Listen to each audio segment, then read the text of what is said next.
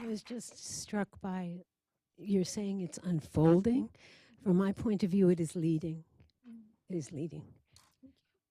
Now, take a deep breath, Terry. Now we're going to go to our chaplain, who's going to talk to us about his work from UAB, and Malcolm's going to talk to us about how extending from the institution out into the community, which is part of what we were talking a bit about this morning in many different ways.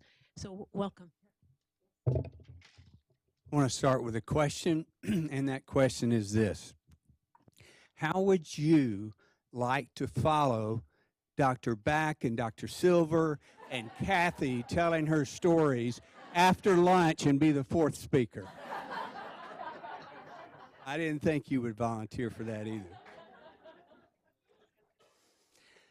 We've heard stories about it's important to realize how to integrate all of this in our head. We've been moved in our hearts by the stories that some of you have told and what Kathy has just been told. I want to suggest that head, heart, and feet are important because it's not enough to learn, and no disrespect whatsoever, seeing PowerPoints and going, that's right. I have people in church all the time that sit there and go, that's right. But that's not enough. I have people all the time whose hearts get moved and they say how much they are praying for us or you. I got news, that's not enough. And so I'm here to talk to you about feet. I'm not a podiatrist. Neither am I a neurologist or a cardiologist. But I'm a chaplain in a large medical complex system, third largest public hospital in the United States, UAB Hospital, 1,157 beds, 1,100 people in the hospital yesterday. We have 12 ICUs, 72 units. And they say, y'all just do some pastoral care out here, if you would. I have need for about 3 times as many chaplains as we'll ever have. But that's not going to happen next week, though we just got 3 more approved last week to give 24/7 coverage in our ED, which is one of the busiest in the nation. Only chaplains 24/7 focused on the ED. That's good. But I'm here to talk to you about a non-traditional way of thinking about chaplaincy. In our history, we are good at walking into chaos. We are good at, in fact, I said this in the FTE committee I was talking to last week. They're the people who make the decisions about new jobs and that sort of thing in our hospital. And I said, just tell us where the chaos is, because that's where we want to go. And they were all looking at me like, that's really weird, but we're glad you like it.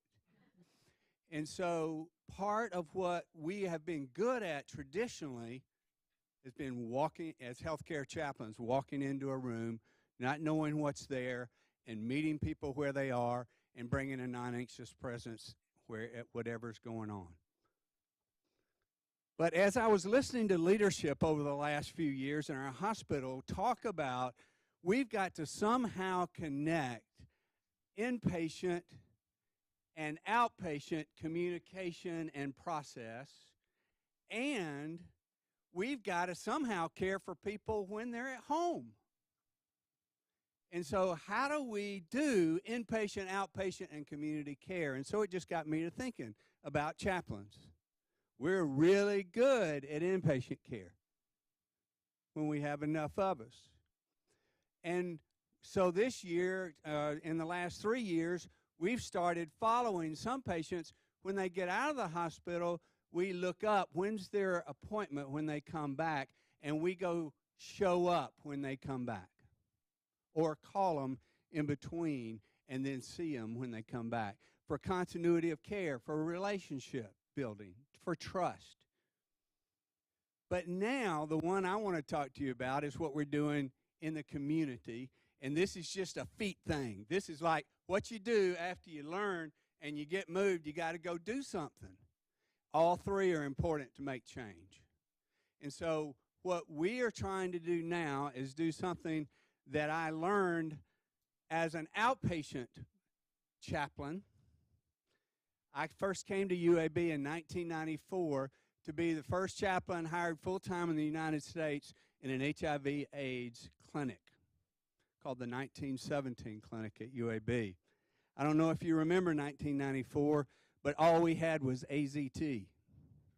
In 1994, in our clinic, I got news by email on average of a new patient dying every day. And I could tell you a lot of stories. I can tell you how my life was transformed by being and walking with people. But one thing they taught me is how to build community. It was a time where the reason I was hired by Dr. Michael Sag in our clinic was because he said, Malcolm, we need to find ways to get the faith communities to stop hurting our patients so much. And what we were doing was primarily judging HIV patients and said it's their fault, and it's kind of like if you smoke and you get cancer, we're not supposed to feel sorry for you. I mean, just on and on. And so we had to learn how to engage people head, heart, and feet. We had to teach them about HIV so they wouldn't be so scared. We interviewed patients in front of them so that they would be moved to say, this person's like me. And then finally we said, and this is what we'd like for you to do. And this is how support teams were born in 1994 at UAB.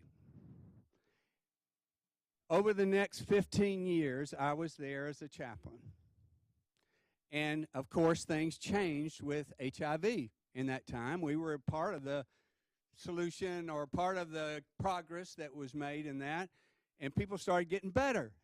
We formed support teams for patients. I'll tell you what those really look like in a second, but we formed support teams for patients, and then we started getting the leader of the team calling us going, Malcolm, what do we do now? Our patient has gone back to work. What a great problem to have, wasn't it? I said, well, first throw a party, and let's celebrate that. And then do you know anybody else who's sick? And they said, well, yeah, we've got a lot of people in our church who are sick, who homebound, we call them, or, that covers a lot of territory. And then all these other people, some people are having babies, some people have new diagnoses. I said, would you just go care for them and teach us about what it's like to take HIV support teams and apply it to any healthcare issue. And we developed a Train the Trainer program that went to 37 states, 125 two-day training programs, taught 5,000 people who started 10,000 teams, and we just listened, and now we have 10 best practices from them. And now, in the hospital, we're starting to say, okay, chaplain, when you go in the room, not only are you listening to how to bring presence and quiet and peace, but you're also going to need to be wondering, what's going to happen when this person goes home? How much support do they have? Some of our chaplains say, oh, this person has a lot of support. They have a church. Churches are like medical care. We are really good at crisis response, but not so good with chronic care. We are really, I call it in the church, the oven response to illness. We hear about somebody being sick, we turn on the oven, we cook something, and then we take them something to eat. It's kind of like when my father was dying toward the end of his life in 1998. He was a pastor for 50 years in Alabama, a Baptist pastor. And what happened? Well, everybody wanted to help, and so everybody cooked. And so everybody brought over food until one day my mom answering the door for about the 5th time in a row in that day, she said, thank you very much, Joan, but if you'll wait just a minute. And she went to her freezer and her refrigerator and pulled out some things, put that in there and said, now take this home to your family, because it was not well-coordinated care. It was just like, boom. which brought us to one of our best practices called the green bean casserole rule. If you ever been in a church, you ought to know about green bean casserole. It's not the best thing to, it doesn't taste that great, but everybody likes to cook it. And so one day, Mike, who had a support team, called me. He said, Malcolm, would you ask my support team not to bring any more green bean casserole? I said, sure, Mike, why? And he said, well, I don't like green bean casserole, but I don't want to, I don't want to make them mad or disappointed, so I just say thank you. They leave, I throw it out, I wash the dish. But he said, if I keep doing this, I'm going to really get hungry and starve to death. So we called it the green bean casserole rule. Before you cook for someone, you might like to ask what they like to eat. And not only what they might like to eat, but it applies to everything else we do on a support team. We might want to offer something, but just because we're good at it doesn't mean that's what they'll love. And so we began to develop best practices for support teams. Support team is just a group of friends or neighbors, co-workers maybe congregational members. It can be anybody the patient wants on their team. But if this is not simpler for the patient, it's not doing anybody that much good. And so we said, let's coordinate it through one trusted friend who's good at organizing, who loves to organize. They know who they are. We just get them in a room. We say, who loves to organize? And everybody, you either look at the person because everybody knows it's her or whatever. That's how we began to learn how to develop the leaders of the team, because we just asked the question, who loves to organize? Who loves to put things down on paper, tell people what to do? They know who they are. And so that became a best practice of how to develop leaders on teams. And so as we began to do this, we've begun to see that as chaplains, when we go into a room, we begin to think now, we're learning to think. None of this is like turning on a light switch. It takes time to retrain highly skilled chaplains. It's kind of like trying to teach us, well, I won't go there, but us with surgeons or with others about whatever as another specialty. All I'm saying is chaplains now in our hospital, when we walk into a room, we're wondering, have you had a lot of people who said to you, if there's anything I can do to help, let me know?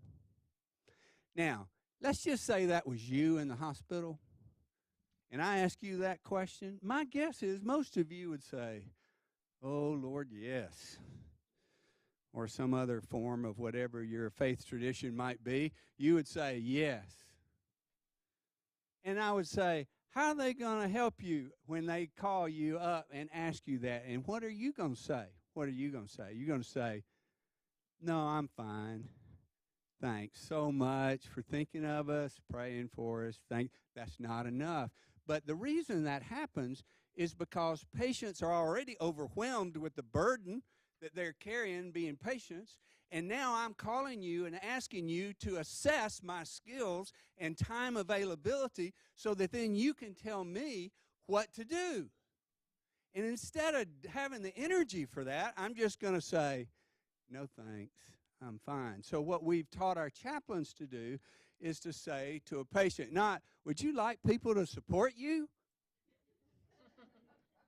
Oh, I've got plenty. Don't worry about it, chaplain. You know, that's the way it's going to come out. But if I say, are there people who are saying to you, if there's anything I can do to help, let me know? And they say yes. A lot of people say yes. I'll talk about the ones who say no in a moment. And when they say yes, I say, well, could I have the privilege? It would be so fun for me if I could get a list from you of some of those people. You don't have to think about all of them. We can always add people later of who would love to do something for you, but it would make it so much easier for you. You would just have one person that you could say when anybody asks you that, just talk to Joan. She's my support team leader. She's working all that out. She knows what I need. You see what we're doing? And so we develop a team of a half a dozen. It doesn't matter. There's no magic number. It depends on what the needs are. People can come on the team and off the team. If it doesn't work for the people volunteering, just like it's working for the patient, it won't be sustainable. And if I know anything from working in churches, that there needs to be a guilt-free clause. And that is, if you want to join the team, come on. If you want to drop off, just let us know. Don't just drop off, but just let us know, and we promise we'll say this to you. If you ever thank you for what you've done. If you ever want to come back, let us know. It's got to be guilt-free. It's got to be what people love to do. Some people like to cook. Some people like to take you to the doctor. Others like to come over and sit with your children, or just come over and read some scripture to you, or someone else just likes to do these other things that you might like, and we're going to ask them to do what they love to do because that's sustainable. We learned from best practices of the people who said, well, I'll do this, but I sure don't want to do that. We said, that's okay. We want you to do what you can when you can, but in a coordinated way with a built-in support system. All of this is to say that we are trying to move chaplaincy to think broader, that we can no longer be only focused on the person in front of us, and when we walk out, we don't think anymore about that patient. Just like as physicians, you can't say, write prescriptions and do all this stuff, and then next, and then we don't think about that person anymore. What we're trying to do is extend our care out into the community by teaching other people, friends, neighbors, and you say, well, what about the people who don't have anybody? Those teams are harder to start, but this is what we do. Now, I had a friend this week say to me, a patient said, yes, I have people. Here's a list. I've learned to ask for email addresses. I invite them to a 59-minute meeting. We also learned best practices. People in churches hate more meetings because they have meetings that waste their life. I'm sure none of you have that, but we said, okay, what about a 59-minute meeting? They said, you're kidding, right? There's no such thing. We said, no, we'll start on time and end on time. We'll communicate, educate, and coordinate in this meeting, and we'll get out of here. In 59 minutes, you can stand up and walk out. So we did things like that with best practices. And so what we've learned is that people who don't have a list, I've learned to ask for email addresses. I invite them to a 59-minute meeting. I go wherever in Alabama they live. We give comp time, pay for mileage for our chaplains. We say, you better believe it, you can have a half a day off to go to North Alabama and start a team, because that person is going to be taken to their doctor's appointment by that team. That person is going to have nutritious food. That person is going to have the kind of emotional support that people need that overcomes loneliness, which is one of the biggest killers in our society today, and on and on. And so I'm just here to share with you that as chaplains, we need to step out of our silos in specializing in spiritual care and forget that we care for the whole person, because the whole body, mind, and spirit affects each other. And so, but at UAB Medicine, because we have 150 people being checked in today and 150 people going home every day, and so if that's happening, how in the world are we going to ever develop enough support teams for everybody who wants or needs them? Well, when the person I saw this week said, yes, I'd like to have a team. Didn't you tell me you were part of a church? Yes. Some of these people are part of my church. Some of them live near me. I'm going to invite them, I said, to a meeting, connected with that church, and I said, would it be okay if I met with some of you all and just taught any of you how to start a team for anybody so you don't need us? Yeah, we'd like to learn how to do that. And when we go and do that, then we ask, would you be open, by the way, now that you know how to do teams? Would you be a partner with us in Alabama? And if we have somebody who doesn't have anybody who lives in your community, will you develop a team for them? Well, people in congregations are called to care for the sick. We forget it from time to time, but that's part of, we have a common mission. And so, if there's somebody alone and sick, then we're going to tell them and show them how they can care for those people. And so we begin to develop partners all over Alabama who are on like reserves. We are ready to respond because you've taught us something we can use. It's got to be a win-win or the community won't sustain it. And so the more we sustain or the more that we do a win-win agreement and partnership. By the way, in medicine, some of our administrators were really excited about utilizing congregations because they could just see it as a lot of free labor. It was going to be great, except that we have to remind them that they need to get something out of this too. It needs to be meaning and purpose and so forth, and connection and so forth. So I'm just here to share with you that there are other ways to think. And not only chaplains can do this, we can train social workers, we can train nurses, we can train, if we'll be flexible enough to see the long-term benefit of people having the support they need. The reason most people are readmitted, or a lot of people are readmitted, is because they missed their first doctor's appointment, maybe because they didn't have a ride, somebody was working and couldn't take them, or whatever it is. If we can get them to that first doctor's appointment, they're less likely to be readmitted. I could go on and on about this, and I love to talk about it, and I know my time is up. But I would just encourage you to think, when we create community partners, it's got to be a win-win for everybody and flexible enough so that it works. Thank you very much.